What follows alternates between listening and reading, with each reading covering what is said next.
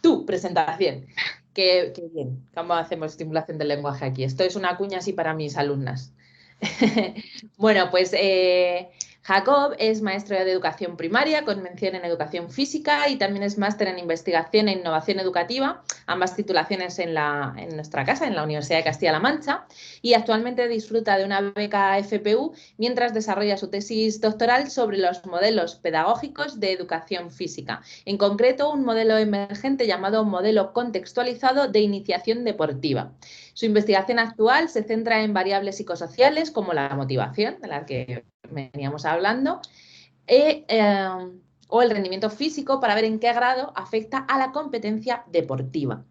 Así que vamos a seguir metiéndonos en materia, supongo, con esa motivación y también con esas líneas de investigación que desembocan en aplicaciones para usar en el aula. Así Cuando es. quieras, Jacob, tu curso. Bueno, no me gustaría empezar mi presentación sin agradecer, obviamente, agradecerte a ti, tanto a Ana Rosa y al resto del equipo organizativo, pues esta oportunidad de poder presentar. Se me ha colgado. ¿Me oís bien? Sí, yo te oigo. He oído a Natalia que creo que se le ha colgado, ¿puede ser? O que se oía raro, no. Yo también oigo bien, está bien. Sí. Perfecto. Bueno, pues simplemente agradecer esta oportunidad de poder presentar hoy, bueno, pues esta charla que, bueno, viendo los expertos que hay, creo que va a ser la más inferior, pero bueno, se hará lo que se pueda. ¿Qué es la neuroeducación física? De eso nada, Jacob, acuérdate que he abierto yo. Dale, gracias, Jacob. Dale. Se puede bajar más abajo y te lo voy a demostrar. ¿Qué es la neuroeducación física? ¿De qué se compone la neuroeducación física? Bueno, pues las principales líneas de investigación de neuroeducación física las tenemos aquí reflejadas, el sistema nervioso, el control motor, los sentidos y las funciones cognitivas. Si hacemos zoom en las funciones cognitivas, veremos que dentro de esas funciones tenemos desde la inteligencia, el lenguaje, el sueño, las emociones, motivación, atención, etc. Hoy nos vamos a centrar principalmente en las funciones cognitivas y en el aprendizaje. Y además analizaremos la motivación y la atención. Creo oportuno ver la atención como si fuese una fórmula, como una fórmula matemática en la que la suma de distintos factores, ya sea atención, motivación y otros factores importantes, como por ejemplo la calidad de sueño, la memoria, etcétera, nos llevan al resultado de un aprendizaje. Pero eso sí, nosotros no buscamos un aprendizaje como tal. Nosotros lo que deseamos buscar es un aprendizaje contextualizado y significativo para nuestros alumnos. Además, podemos potenciar, y esa es una palabra que viene muy bien aquí, potenciar esos factores, esa suma de factores con las aplicaciones que, bueno, pues a día de hoy tenemos a nuestra disposición, las tecnologías de la información y de la comunicación, que precisamente en la anterior...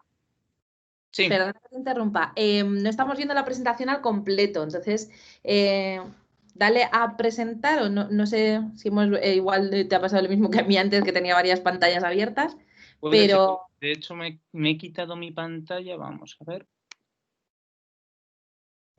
Ahora te vemos a ti. Bienvenidos a meditación, que no lo he dicho. Es un poco desorden, pero bueno. Así veis mi pantalla. Así vemos tu pantalla, pero no vemos la presentación al completo. Veremos la presentación. Es que le he dado a presentar, o sea, le he dado a mostrar presentación, pero bueno. Ahí estamos, ¿no? ¿Veis los...? Vemos las... ahora, ahí está. Volvemos contigo. Gracias. Perfecto, pues como iba diciendo, pues esta yo creo que es una fórmula que tenemos que tener en cuenta para llegar a ese aprendizaje gracias y de la mano de las tecnologías de la información y de la comunicación. Vamos a centrarnos en el primer elemento, que es la atención, pero vamos a verlo desde un enfoque neurocientífico para luego pasar a qué aplicaciones pueden ser interesantes usar, tanto a nuestro día a día, a nivel personal, como en nuestras aulas. En primer lugar, la atención es el primer paso para poder llegar a producir un aprendizaje significativo. Si no atendemos a ciertos estímulos, nunca aprenderemos.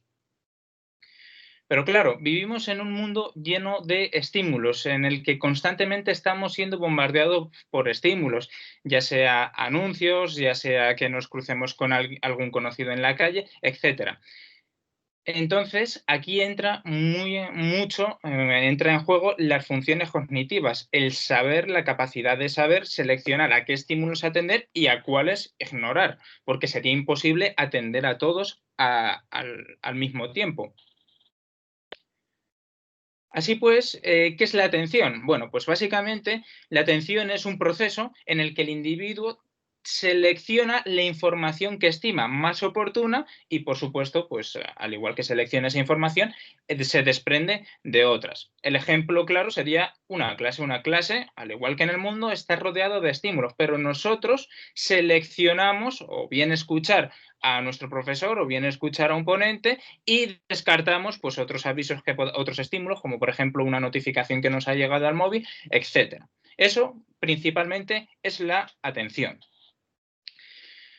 Más allá de decir qué regiones, las regiones subcorticales, las corticoides, el área prefrontal dorsoparental y todo el sistema el sistema cerebral en donde se produce la atención, simplemente decir que tenemos dos subsistemas de atención. Por un lado, el subsistema de atención automático, que es la detección de un estímulo al que no deseamos atender, y el sistema de atención voluntaria, que está relacionada con la memoria.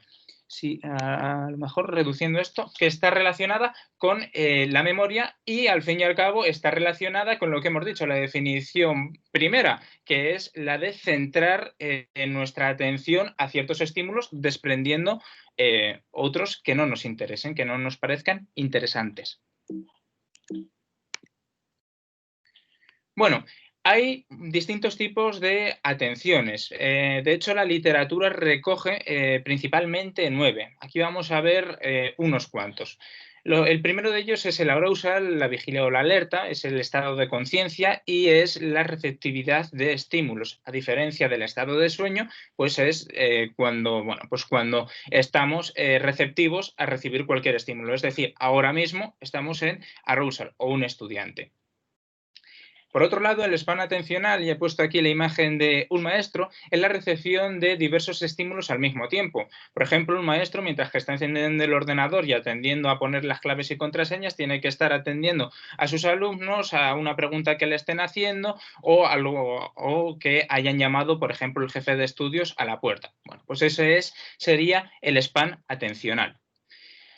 Luego también tenemos la atención selectiva, que la atención selectiva viene del subsistema de atención voluntaria, que es la selección de ciertos estímulos, aquellos que querramos atender. Básicamente es la definición que hemos visto anteriormente. También tenemos la atención sostenida, también conocida como concentración. Es decir, prestamos atención al mismo estímulo a largo plazo. Y un gran ejemplo puede ser un estudiante. Da igual que se le esté cayendo el mundo, que va a seguir estudiando o, pues en mi caso, a seguir haciendo la tesis sin importar qué esté pasando alrededor. Lo que se llama siempre, lo que siempre hemos denominado concentración. También tenemos una atención dividida, que es un proceso de respuesta a dos o más estímulos. Por ejemplo, una madre, y aquí lo vemos en la imagen, mientras que está respondiendo un email, está respondiendo también a los estímulos que tiene en su bebé, pero también pues, a su hija y están en la cocina, ¿no? Pues ese sería un buen ejemplo. Por otro lado, también tenemos la atención serial, que es la búsqueda y cancelación de estímulos repetidos. Pues, por ejemplo, el sonido de un reloj, como es repetido, al final acabaremos de desestimarlo y aunque esté ese estímulo en el ambiente, no lo percibiremos. Y por supuesto hay otros tipos de atenciones, pero creo que lo más importante, ya sea la inhibición, etcétera, lo más importante sería cómo podemos meter o cómo podemos tener en cuenta la atención en nuestra aula. Lo primero de todo es que la atención puede ser aprendida y por lo tanto debe de ser entrenada. Pero claro, también tenemos que tener en cuenta 3 factores principales. Por un lado, se puede producir, y lo más seguro es que en nuestras clases en cualquier momento se puede producir una alteración de atención debido, por ejemplo, al estrés, a las preocupaciones, al cansancio, estímulos ambientales, otro tipo de trastornos que habrá que atender. Pero también, por otro lado, tenemos distintas estrategias efectivas para poder mantener esa atención, como por ejemplo usar varios canales comunicativos, ya sea, pues, por ejemplo, el soporte informático, hacer descansos activos, que es lo que nos ha contado anteriormente Carlos, o unos momentos de descanso para poder, por así decirlo, resetear el circuito y que esté a un nivel completo para el siguiente proceso. O también, pues, descubrimiento guiado. Claro, no es lo mismo que, por ejemplo, yo esté contando todas estas diapositivas que a lo mejor lo podamos hacer más con interacción. Esto sería incluso mucho más fácil en un ambiente, bueno, presencial más que en un ambiente remoto. Voy a centrarme también en las clases de educación física, porque, como hemos dicho, uno de los elementos que hacen que nos desviemos de nuestro foco atencional es el cansancio físico. De hecho, hay mucha investigación en la literatura, no solo en educación física, sino también en el deporte, que se dice que cuanto más cansancio físico se tenga, peor toma de decisiones se van a realizar en el juego. En educación física entran distintas variables a la hora de la enseñanza de, bueno, pues de los deportes o de cualquier contenido físico. Entre ellas tenemos la amplitud, que es la cantidad de información que se puede atender a la vez. La intensidad, la cantidad de atención requerida para una tarea. El oscilamiento, el cambio de foco de atención de una tarea a otra. Esto en el deporte es muy importante porque, por ejemplo, si estamos jugando a fútbol, un deporte de invasión, tendremos que cambiar en función de si nuestro equipo tiene el balón, tendremos que cambiar nuestra atención hacia unos aspectos o hacia otros si no lo tiene. Es decir, si somos atacantes, perseguiremos unos objetivos, pero tenemos que cambiar rápidamente a los roles de defensor y hacer unas tácticas especiales para la defensa cuando perdemos la posesión del balón. Y finalmente, el control, que es la capacidad de aplicar la atención a ciertos estímulos desestimando otros que no nos sirvan, por lo menos, bueno, pues ya sea en el juego o en las actividades que vayamos a realizar. En el caso de la enseñanza de los deportes, del contenido de iniciación deportiva, lo que la literatura nos recomienda es implementar nuestras unidades didácticas a través de los modelos pedagógicos. Es una serie de guías que guían, que orientan, mejor dicho, al maestro a promocionar un desarrollo deportivo holístico en los alumnos. Pero lo importante no solo es qué metodología vayamos a usar, sino ir de las tareas más sencillas a lo más complejo. No podemos empezar la casa por el tejado, por lo tanto, no podremos empezar, en el caso de fútbol, enseñar fútbol con todos los elementos. Tendremos que coger un elemento, practicarlo y a partir de ahí, de lo más sencillo, vamos a lo más avanzado. Además también, y hay muchos modelos que lo ponen en su propia estructura, tiene que haber momentos de concienciación o momentos de pausa en los que reflexionemos sobre lo que se ha jugado en ese momento. ¿Por qué? Porque es muy importante enfatizar a qué cosas se tiene que prestar atención dentro del juego para que se produzca ese desarrollo táctico-técnico en el juego. Y por supuesto, no solo tenemos una gran variedad de juegos y modificaciones y adaptaciones que podemos hacer para focalizarnos en unas cosas u otras. Por ejemplo, si queremos focalizar nuestra atención en mantener la posesión del balón a través de pases, podremos diseñar un juego que, si por ejemplo queremos mantener esa atención, que nuestros alumnos atiendan más a los lanzamientos. Diseñaremos otros juegos con una serie de variables u otras. Dicho esto, hay bastantes aplicaciones que podemos usar para tratar de mantener la atención en nuestros alumnos y el focus de atención. ¿Por qué son tan importantes acercar las tecnologías de la información y la comunicación a nuestras aulas? Bueno, pues principalmente en temas motivacionales, porque apoyan los estímulos más importantes que nosotros queremos transmitir. Además, es un canal adicional de atención. No es lo mismo, como he dicho, explicar, por ejemplo, una receta contándola que apoyándonos en algún soporte digital, en fotografías o incluso en ejemplos reales. Y además son fáciles de usar, pero eso sí, siempre con un uso adecuado, racional y adaptado a las características que tengamos en nuestra clase. Aquí voy a hablar en primer lugar de la técnica de Pomodoro. En realidad la técnica de Pomodoro es una técnica de productividad en la cual se dice que se tiene que diseñar una tarea u objetivo, se tiene que plantear una tarea o objetivo y se debe ejecutar en 4 periodos de 25 minutos, donde es un periodo de trabajo en el que no puede haber ninguna interrupción y donde nos focalizamos a esa tarea, la consecución de esa tarea u objetivo, durante esos 25 minutos y después de esos 25 minutos se hace un descanso de 5 minutos. Como he dicho, es una técnica de productividad, pero nosotros la podemos adaptar a nuestro contexto. Podemos trabajar la atención sostenida con este tipo de estrategias. Tiempo de trabajo exclusivamente a una cosa y luego hacemos un descanso para volver luego a seguir con ese trabajo y así vamos reseteando nuestros circuitos.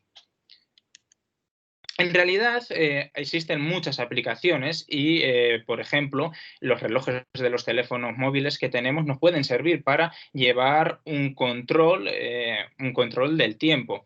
Hay aplicaciones pues, que pueden ser más efectivas o menos, pero al fin y al cabo las aplicaciones, pues estas aplicaciones lo que hacen es contabilizar o restar el tiempo, es decir, una cuenta atrás que nos va diciendo cuándo tenemos que pasar de uno a otra cosa. En el aula puede ser interesante que los alumnos vean estos momentos, que conozcan hasta qué tiempo tienen que estar concentrados en esa tarea o tienen que trabajar en esa para después, al acabar esa tarea, se va a realizar un momento de descanso. Un momento de descanso que incluso podemos aprovechar para los descansos activos, que contaremos a lo largo de este curso de verano. Hay también otras aplicaciones, como puede ser Kahoot, que seguramente ya los conozcáis, que Kahoot es principalmente una aplicación para crear cuestionarios y test en el aula. Test de múltiples opciones, tipo test, también se puede diseñar gráficos dependiendo de las características que tengamos contratadas, pero eso sí, lo más importante es que se precisa que todos los alumnos tienen que tener dispositivos móviles y conexión a Internet, lo cual es cierto que a lo mejor en la etapa de educación primaria es más complicado. ¿Cómo funciona Kahoot principalmente? Bueno, en primer lugar, como docentes, diseñamos un test. A continuación, una vez que ya tengamos creado el test, nos aparecerá un registro, nos aparecerá un número. Entonces, los alumnos en sus dispositivos móviles meterán ese identificador en su teléfono para que les aparezcan las distintas opciones de respuesta en sus teléfonos. Y finalmente, bueno, pues mientras que se proyectan las preguntas en una pizarra o en un proyector, los alumnos pueden ir marcando cada respuesta. Y además aquí es muy importante no solo quedarnos con esta aplicación, sino ir un poco más allá, porque podemos hacer, como hemos hecho anteriormente en la ponencia anterior, debemos, una vez que acaben esas preguntas, cada una de las preguntas, hacer feedback, un proceso de reflexión. ¿Por qué habéis marcado esta opción y no se ha marcado la otra? ¿O quién ha marcado esta opción y por qué las habéis marcado? ¿No? Ese momento de reflexión y no solo quedarnos, pues bueno, pues en lo que es Kahoot tiene opciones de ranking y bueno, pues opciones de esos rankings, de ver quién es el primero, quién es el último, etcétera. Claro, Kahoot uno de los problemas es que precisamente todos los alumnos tienen que tener dispositivos móviles, como hemos dicho. Pero hay una alternativa que se llama Plickets, que es igual que Kahoot, es una creación de cuestionarios y test para el aula, evaluación formativa, que no necesita que los alumnos tengan dispositivos móviles, sino que nosotros les daremos unas tarjetas que en función de lo que se quiera y se desee responder, girarán hacia un sentido o hacia otro y nosotros con nuestro dispositivo dispositivo móvil, escanearemos todas las respuestas y sabremos qué ha contestado cada uno de los alumnos.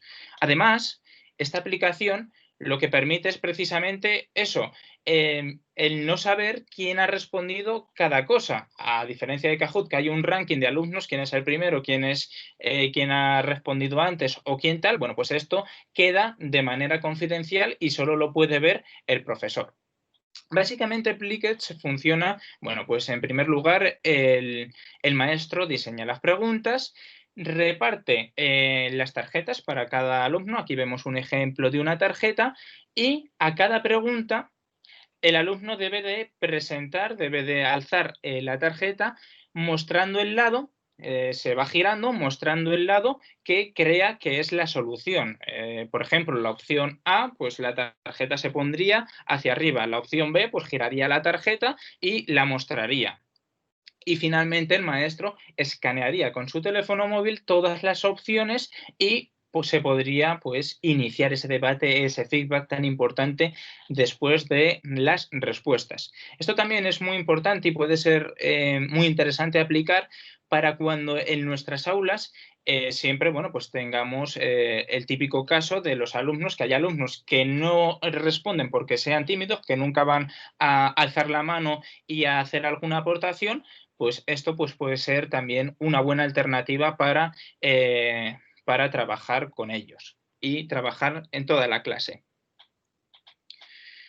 Naturalmente también tenemos aplicaciones específicamente de educación física. Entre ellas tenemos las pizarras tácticas digitales, que estas pueden ser muy interesantes para el diseño de juegos y actividades. Pero no solo eso, sino para crear juegos modificados u otras actividades que no tienen por qué ser deportivas.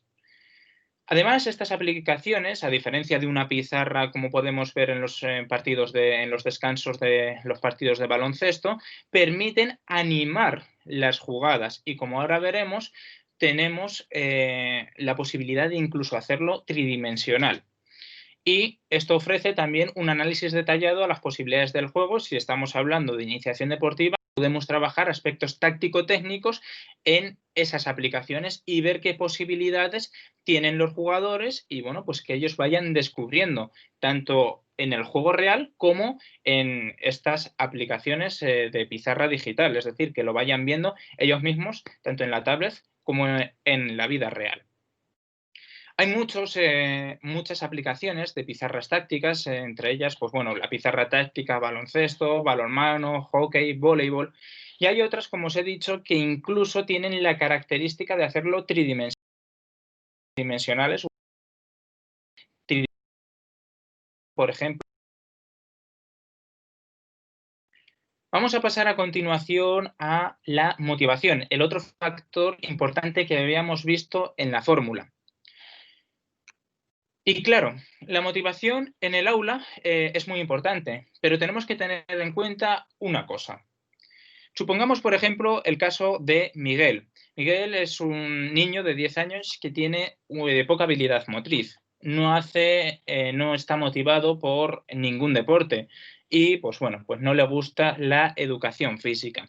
De hecho, su tiempo libre lo dedica pues, a juegos de la consola, con la tablet, con el ordenador, apenas sale a jugar a cualquier deporte y no hace pues, esa actividad física. No tiene actividades extraescolares porque no le gusta hacer deporte. Claro, ¿qué ocurre? Que tiene un comportamiento sedentario y que eso ocasiona problemas de salud. Podemos ver aquí ese círculo vicioso, en inglés a catch-22 situation, en la que si tengo poca habilidad motriz no voy a practicar deporte, si no practico deporte porque tengo poca habilidad motriz, voy a ser sedentario y es posible que tenga problemas de salud que pueda llevarme conmigo a lo largo de toda la vida, el carry-over effect, que se llama en inglés. Pues la motivación es muy importante en el aula, al igual que otros aspectos, como hemos visto, otros focos atencionales y otras funciones cognitivas que debemos de trabajar. Pero claro, es muy fácil saber qué es lo que más nos gusta, qué es lo que más nos motiva a hacer, pero no es tan fácil definir qué es la motivación. De hecho, la motivación tiene una gran multitud de definiciones también dependiendo del enfoque que le querramos dar. Principalmente desde el enfoque neurocientífico, la motivación es un proceso biológico orientado a la búsqueda de placer y evitación del dolor. Vamos a analizar esta frase. Esta oración. Proceso biológico implica siempre tres componentes principales. Un componente fisiológico, un componente cognitivo y un componente motor, cada uno con su sistema de, los neurotransmisores y sus funcionamientos, que no vamos a entrar en detalle. Y a continuación, la última parte de la oración, búsqueda de placer y evitación del dolor. Como seres naturales, tratamos de conseguir ese placer y, por supuesto, de evitar el dolor. Esta definición biológica dio paso a lo que se llamó la motivación de aproximación, es decir, ¿por qué? Por ejemplo, me gusta leer y voy a tratar de aprovechar mi tiempo, por ejemplo, la lectura y no otras actividades, y porque hay otras actividades que tratamos de evitar a toda costa, ya que la llamada motivación de evitación, porque nos producen un outcome desagradable o un comportamiento que no querramos padecer, un dolor. Pero claro, la motivación humana va más allá de la simpleza, entre comillas, de buscar placer y evitar el dolor, ya que como personas tendemos a guiar nuestros esfuerzos a alcanzar dos objetivos principales. Por un lado, los objetivos biológicos, que son los básicos, la búsqueda de alimento, el sueño, la búsqueda, pues el agua, pero también tratamos de alcanzar objetivos culturales, ya sea el trabajo, el dinero, algún capricho tecnológico. Todo este conjunto de objetivos forman nuestros comportamientos y forman hacia dónde queremos movernos y qué queremos conseguir en nuestras vidas. De hecho, de estos dos principales surgen dos teorías principales de la motivación. Por un lado, tenemos las teorías reactivas, que básicamente están impulsadas por estímulos externos, y las teorías de activación, que no solo tenemos estímulos externos, sino que también tenemos planes, objetivos y metas. De hecho, muchas de las subteorías, como seguramente os sonarán, las teorías de la autodeterminación, Self-Determination Theory, teorías de las metas de logro, se basan en esta macroteoría de la activación. No solo tenemos estímulos, sino que también nos movemos por planes, por objetivos y, en definitiva, por un continuo que queremos progresar. ¿Y qué ocurre dentro del cerebro? Bueno, Hodge y Miller en 1954 descubrieron que dentro del cerebro tenemos lo que se llama el sistema neural de placer. Es decir, tenemos unos neurotransmisores que nos indican qué estímulos nos producen placer y cuáles debemos de evitar. Uno de esos neurotransmisores más importantes en la motivación es la dopamina. La dopamina es, de hecho, la responsable del refuerzo de esas conductas. El querer repetir, por ejemplo, leer un libro porque nos ha gustado un libro anterior y por lo tanto haremos que nos guste y que tengamos placer por la lectura. De hecho, la dopamina también nos avisa cuando un estímulo va a ser placentero. Y ahora, centrándonos en la motivación en el aula y en la actividad física, ¿por qué nos gusta tanto practicar deporte? ¿Por qué hay a mucha gente que le gusta practicar deporte? Bueno, pues si analizamos la actividad física, cualquier actividad física suele ser una actividad voluntaria que requiere un esfuerzo progresivo y que además posee unos resultados visibles, unos resultados tanto a corto plazo, a medio como a largo plazo. Además, el ser humano se ha demostrado que el ser humano tiene la necesidad innata de competir con otros y también contra sí mismo, de superarse a sí mismo. Eso lo que le produce es esa motivación, esa chispa para seguir avanzando y seguir progresando. Y otros factores importantes para hacer actividad físico y deportiva es la diversión y el placer, la necesidad de afiliación, la necesidad de estar en un grupo, de pertenecer a un grupo. No tiene por qué ser, por ejemplo, la pertenencia a un equipo de fútbol, de baloncesto, sino pertenecer a un movimiento o a un grupo más amplio. También ese deseo de superación, tanto de competir contra otros, de ganarles, como de batir, y esto es lo más importante, batir nuestras propias metas, llegar cada día nosotros un poco más allá y competir contra nosotros mismos. Y por supuesto, uno de los elementos también relacionado con la motivación de la evitación es el mantenimiento de la salud. Dicho de otro modo, evitamos generar ese dolor con la enfermedad. Mantenimiento de la salud, muy importante. ¿Cómo podemos motivar el movimiento en nuestras clases? Bueno, principalmente tenemos que ofrecer un ambiente, seguramente esto ya os suene, ofrecer un ambiente de oportunidad de tener éxito y dar responsabilidad siempre al alumno, pero no solo en el proceso de enseñanza-aprendizaje, sino también en las actividades y en la evaluación. En cualquier entorno en donde nos movamos en nuestra clase, tenemos que dar esa responsabilidad al alumno. Además, aparte de esas oportunidades de éxito, tenemos que crear experiencias positivas en las clases y, por supuesto, en el deporte, que todos lleguen al mismo estado de felicidad o tratar de hacerlo. Y favorecer, por supuesto, la acción dentro de los grupos. Respecto a los objetivos, tenemos que establecer unos objetivos que sean alcanzables. Y esto es muy complicado porque si nos vamos hacia un extremo, si un objetivo va a ser muy difícil, que no se puede alcanzar, nos vamos a desmotivar y vamos a dejar esa actividad. Pero al contrario, si tenemos un objetivo muy fácil que siempre vamos a alcanzar, también nos vamos a desmotivar, perdemos el interés. Entonces tenemos que buscar un equilibrio de los objetivos que no sean ni muy difíciles ni muy fáciles. Y esto es muy complicado. Además, también tenemos que diseñar, aparte de esos objetivos alcanzables y equilibrados, tenemos que diseñar objetivos tanto a corto, a medio como a largo plazo. Y muy importante, saber dónde se está, qué posibilidades tenemos ahora y conforme vayamos avanzando, qué se ha conseguido hacia ese momento. Es decir, pararnos en nuestro camino y echar la vista atrás para ver todo lo que hemos ido logrando. Las TICs y los software, las apps móviles, ofrecen también ese apoyo a nuestra motivación. Y de hecho, podremos decir, se dice que los videojuegos juegan muy bien con esa motivación. Ahora veremos por qué. Las TICs son muy importantes porque, para la motivación, porque principalmente nos pueden llevar un registro de nuestras acciones, de nuestro día a día. Y gracias a eso podemos ver una evolución y nos va a motivar mucho más. Y eso hará que incremente nuestra motivación. Pero nuevamente, las aplicaciones tienen que tener un uso moderado. Cualquier tecnología se tiene que promocionar con su uso, un uso adecuado y moderado.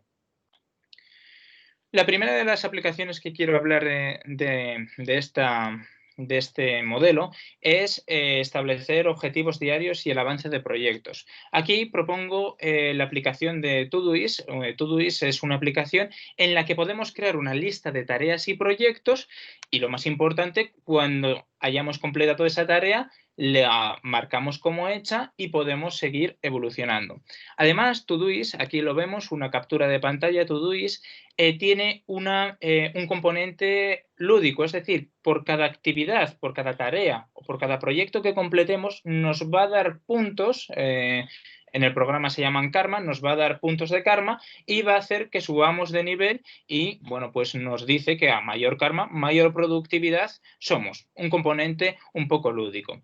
Es interesante, por ejemplo, esta aplicación u otras, cuando veamos cualquier otra aplicación de establecer objetivos, que tenga la opción de ver todos los objetivos que hemos cumplimentado. ¿Por qué? Porque, como hemos dicho anteriormente, tenemos que saber dónde estamos y qué es lo que hemos ido consiguiendo paulatinamente. Además, esta es una aplicación muy interesante para poder marcar objetivos a corto, a medio y a largo plazo e ir viendo nuestra evolución. Entre otras funciones que ofrece Todoist, bueno, pues principalmente podemos marcar prioridades, tareas prioritarias, objetivos y marcarlas por prioridades, así como establecer un tiempo o un deadline. Es muy interesante también usarla, incluso invitar a nuestros alumnos dentro de un mismo grupo. Como podemos ver aquí, en los proyectos podemos meter a nuestros alumnos en educación física de cuarto de A, a todos nuestros alumnos de educación física, meterlos en esas tareas, meterlo en ese proyecto e ir viendo todas esas tareas que tienen que ir cumpliendo y que tienen que ir tachando. Por supuesto, hay otras aplicaciones para establecer objetivos diarios y ver el avance de los proyectos, ya sea Microsoft To Do, Google Tags, AnyDo, WeDo, ToDo, efectivamente, etcétera. Hay muchísimas que hacen la misma función, pero principalmente, sobre todo, que se vea qué objetivos tenemos que cumplir y cuáles hemos cumplido ya y ver nuestra progresión. Si creéis que hay una aplicación que marca los objetivos y que además tiene un componente lúdico, esa es Habitica. Habitica lo que tiene es que hace de nuestra vida un juego, es decir, lo gamifica. Aparte de tener unas listas de tareas y de objetivos, nosotros tenemos que diseñar, crear, tenemos nuestro propio personaje con un nivel de experiencia y con una salud que podemos ir personalizando a medida que vayamos completando tareas y desafíos reales de nuestra vida real. Por cada tarea o por cada hábito que completemos nos dará unas recompensas que podremos usar en nuestro personaje para customizar nuestro personaje y para subirlo de nivel. Esta es una de las aplicaciones que tiene un componente lúdico. Antes que los videojuegos lo hacen muy bien en mantener esa motivación en las personas, porque genera unos objetivos, partimos de una base elemental y a partir de completar misiones vamos incrementando, vamos evolucionando hasta que podemos llegar al final. Así es como los videojuegos principalmente hacen que nos motiven y hacen que nos enganchemos a ellos. Esta también es una aplicación muy interesante porque incluso el profesor puede crear un equipo de trabajo. Aquí se llama equipo de trabajo, pues que incluya a todos los alumnos y aquí se pueden poner distintos desafíos, por ejemplo, pues hacer salto doble a la comba. Y aquí, pues en función de los desafíos, si son más complejos o menos complejos, poner unas recompensas mayores o una recompensa menor en función de lo que queramos trabajar. Aquí vemos ese ejemplo de cómo una lista de tareas se puede meter un componente algo más lúdico para favorecer esa motivación y no solo el hecho de tachar una tarea, que eso siempre también es muy importante y bonito. Por otro lado, es muy importante tener en cuenta el registro de nuestras emociones. Mentalize es una aplicación que nos permite resumir nuestro día en un color. Es decir, dependiendo de nuestro estado de ánimo general que hayamos tenido en nuestro día, podemos asignar un color u otro a ese día y además también podemos hacer anotaciones. El objetivo es que al final del año tengamos una especie de cuadro de colores en el que podamos ver el resumen de todos esos días que han sido positivos y que no. Y la reflexión junto con los objetivos es muy importante. ¿Por qué estoy contento? ¿Porque he conseguido los objetivos de hoy? O pues porque ha pasado tal cosa que me ha gustado mucho y me gustaría volverlo a repetir. Ese momento de reflexión es muy importante para poder mantener nuestro foco de atención en esa tarea y motivarnos con eso. El problema de Mentalize es que es una aplicación que solo está disponible en iOS y está en inglés. Puede ser una ventaja o una desventaja que el idioma esté en inglés. Una ventaja, si somos un centro, por ejemplo, bilingüe o queremos practicar algún aspecto del inglés, puede ser bueno, pero efectivamente, si no, pues no deberíamos de usar esta aplicación. Pero hay otra alternativa, que es Dailyo, y de hecho esta aplicación es mucho más completa que Mentalize. ¿Cómo funciona? Básicamente como la otra. Nos dice cómo estábamos hoy, nosotros tenemos que marcar cómo ha sido nuestro día de manera general y además nos pregunta qué es lo que hemos hecho, qué actividades han hecho que estemos así o que estemos de la otra forma. Y finalmente también podemos, al igual que Mentalize, podemos ir viendo nuestro progreso mensual y anual de todos esos días. Un momento de reflexión para saber cómo estamos y hacia dónde queremos ir. Finalmente hemos dicho que el establecimiento de objetivos suele ser muy complejo porque tenemos que buscar un equilibrio, no nos podemos ni pasar de complicado, de dificultad, ni de facilidad, porque acabaremos perdiendo esa motivación en esos contenidos. Bueno, pues una aplicación, que en realidad no es una aplicación, pero en realidad se desarrolló como un cuestionario, al fin y al cabo es un cuestionario, es NISA Training Logs Index. Esto es un cuestionario, como he dicho, que nos ayuda a evaluar la carga de trabajo que una tarea supone. Nos ayuda a ver si una tarea se ajusta a las características de nuestros alumnos o de nosotros mismos o no. Esta aplicación, como he dicho, parte de un cuestionario que originalmente lo hizo la NASA, la Agencia Espacial Americana, lo hizo a papel y bueno, y la ha trasladado a una versión digital con dispositivos iOS, pero vamos, la podemos adaptar o incluso no tiene por qué ser esta aplicación, sino que podemos hacer cuestionarios con Google Forms, Microsoft Forms, etcétera, para poder evaluar a nuestros alumnos, evaluar en el sentido de saber si, o sea, evaluar todo nuestro proceso y saber si tenemos que implementar algunas adaptaciones o hacer algunas modificaciones en nuestras planificaciones docentes. Y finalmente, como no puede faltar, el registro de la actividad física y deportiva, ahora más que nunca, está en nuestras manos. A través de wearables, como pueden ser pulseras inteligentes, relojes inteligentes, nos registran pues, bueno, muchos valores de la actividad física, ya sea el tiempo, las calorías quemadas, los pasos dados, etcétera. Pero también tenemos aplicaciones móviles en ese registro de la actividad física, que simplemente con un reloj inteligente, con un smartphone, pues tenemos ahí esa salud registrada y hacia dónde vamos. Es muy motivante.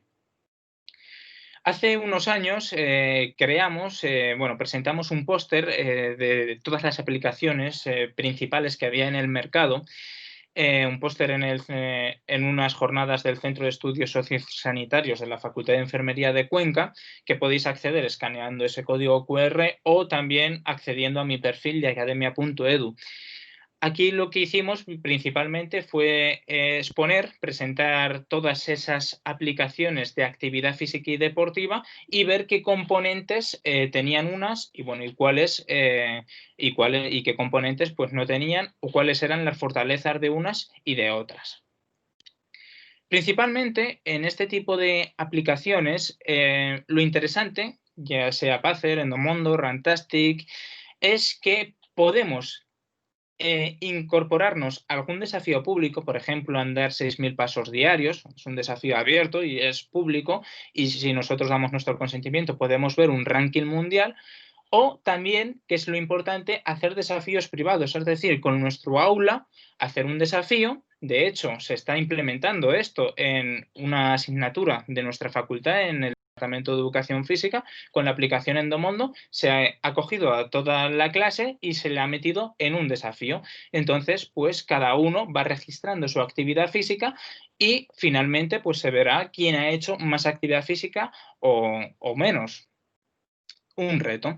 Todas estas aplicaciones suelen disponer de GPS, cálculo de calorías, kilómetros, muchas variables que nos pueden ayudar a mantener nuestra salud y también a mantener nuestra motivación. Por lo que hemos dicho, porque nos ayuda a registrar nuestro proceso y a registrar que hemos alcanzado tales objetivos u otros. Y además nos ayuda a compararnos a nosotros mismos y si estamos en algún otro desafío con otros, pero sobre todo nos ayuda a avanzar, a desafiarnos a nosotros mismos y dar cada día algo mejor de nosotros. Recapitulando con todas las aplicaciones, porque aplicaciones hemos visto muchas y aplicaciones de salud, como podéis ver, hay muchísimas. No hay ni mejores ni peores aplicaciones de actividad física, sino aquella que más te guste y desees usar en la clase o a nivel personal. Pero eso sí, no es recomendable usar distintas aplicaciones que midan lo mismo. Por ejemplo, si tengo Samsung Health y Apple Health al mismo tiempo, pues no uso una aplicación para ver una característica y la otra para ver tal, sino que es mejor tenerla integrada toda en una, seleccionar la que mejor nos guste, la que mejor nos convenga y usar esa.